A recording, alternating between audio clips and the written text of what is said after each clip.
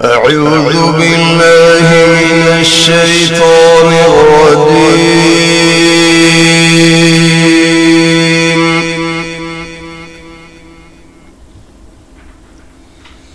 بسم الله الرحمن الرحيم.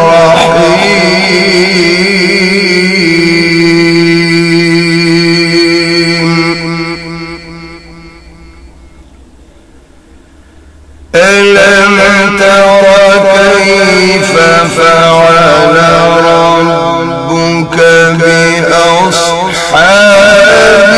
الفيل؟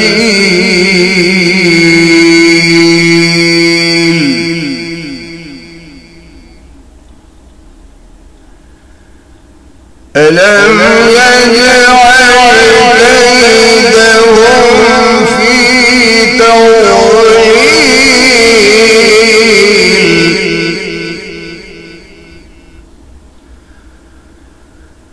وأرسل عليهم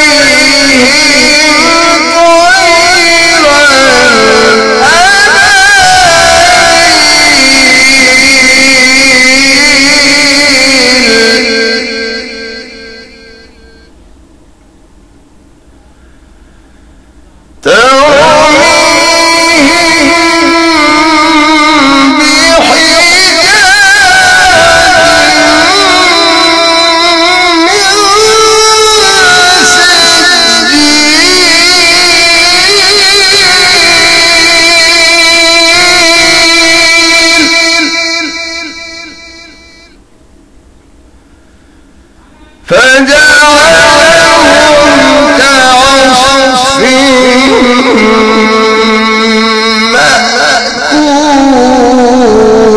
مأكول. فجعلهم كعصف مأكول.